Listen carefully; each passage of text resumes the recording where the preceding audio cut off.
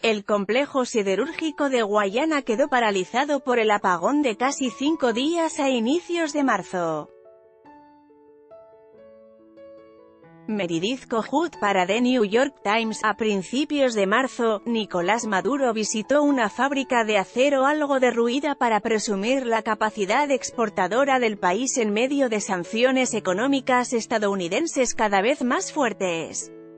«Nadie nos va a detener», dijo, al lado de la primera dama Cilia Flores, mientras observaban una cinta transportadora de briquetas de acero en el complejo siderúrgico de Guayana, consigua.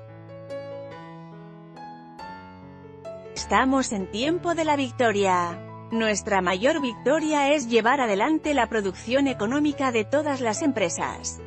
2 días después, el complejo dejó de operar.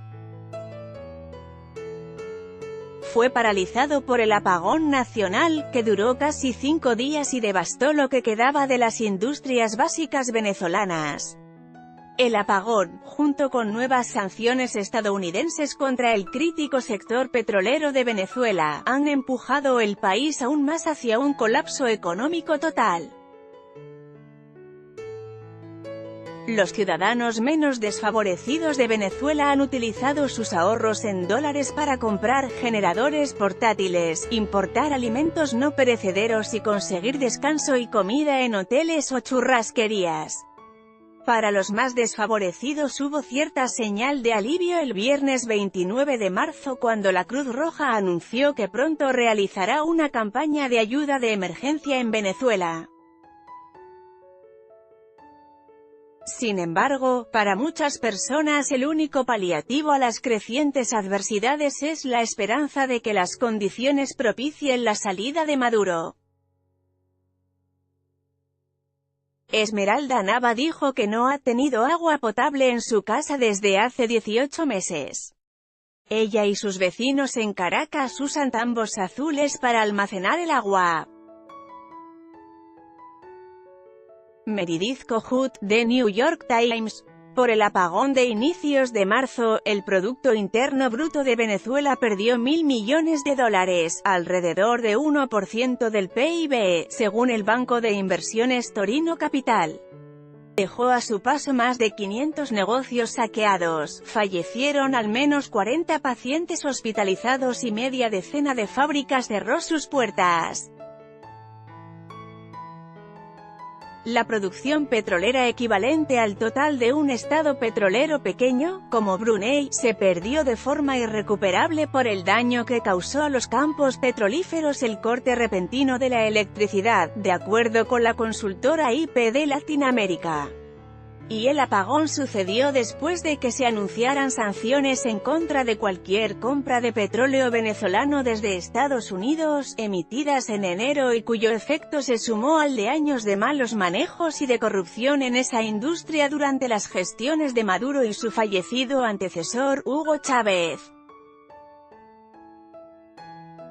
Las sanciones hacen casi imposible para el gobierno comprar e importar las cosas que necesitan para dirigir el país, dijo Francisco Rodríguez, economista jefe de Torino Capital.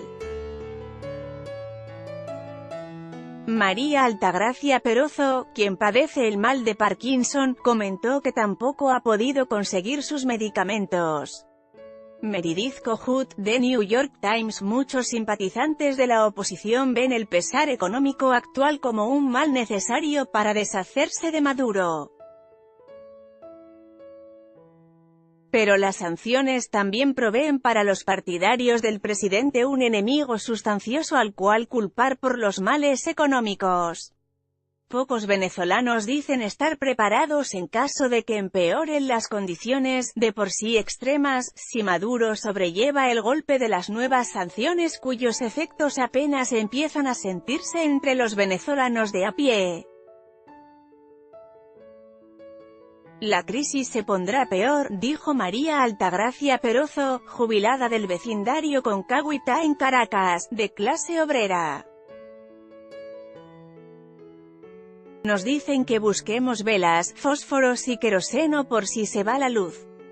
Ante la reducción de ingresos petroleros y el éxodo de los técnicos energéticos, Maduro ha batallado para tratar de restablecer varios servicios básicos desde el apagón del 7 de marzo, el peor en la historia del país. El suministro de agua ha sido intermitente en la mayoría de las ciudades y los estudiantes y empleados públicos se quedaron en casa esta semana pues el incendio en una subestación eléctrica provocó otro apagón.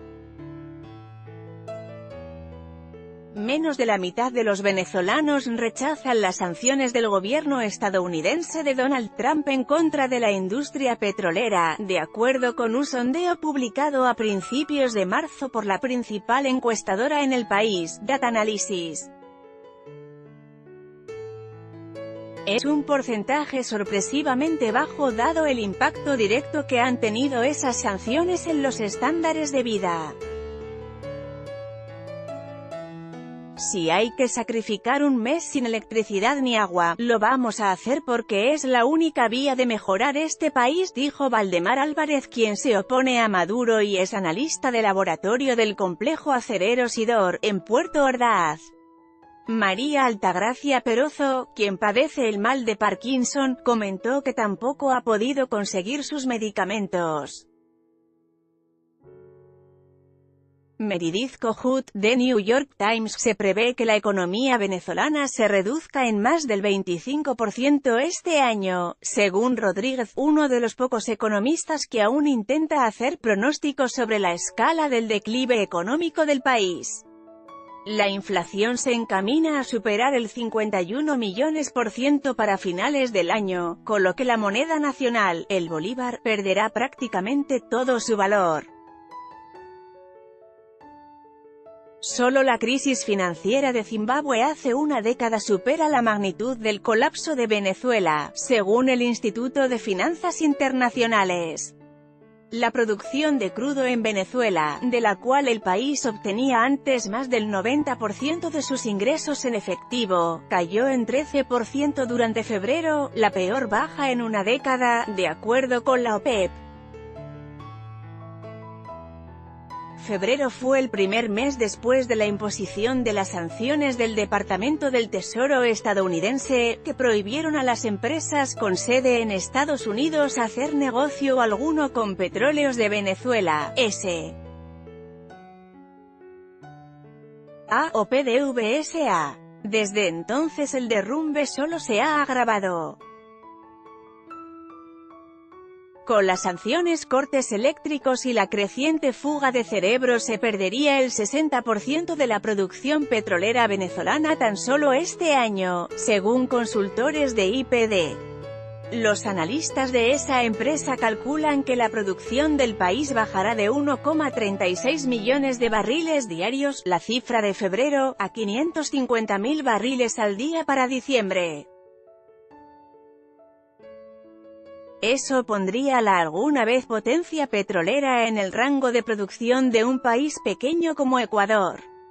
Estados Unidos, alguna vez el principal cliente de PDVSA, no compró nada de crudo venezolano en marzo por primera vez desde los años 70, según el Departamento de Energía.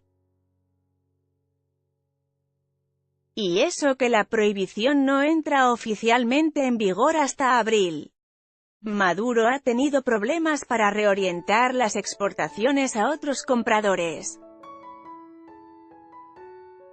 PDVSA consideraba a India como el mejor sustituto, pero el país asiático redujo sus compras de petróleo venezolano en marzo por las presiones ejercidas desde Estados Unidos. Empresas petroleras como la rusa Lukoil o Trafigura, con sede en Suiza, dejaron de suministrar a Venezuela los productos petroleros que necesita PDVSA para mantener sus operaciones. Las sanciones entonces han acelerado el ciclo económico vicioso de Venezuela, en el que la reducción de las exportaciones de petróleo deja a Maduro con menos fondos para invertir en los servicios básicos.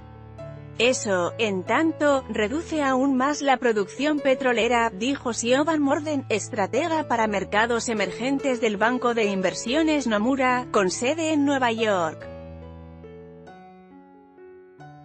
Este efecto multiplicador de la retroalimentación es muy poderoso y afecta a casi todos en Venezuela, explicó Morden. El impacto será gravísimo. Las sanciones han dificultado que el gobierno pueda importar el diésel necesario para hacer correr las plantas termoeléctricas.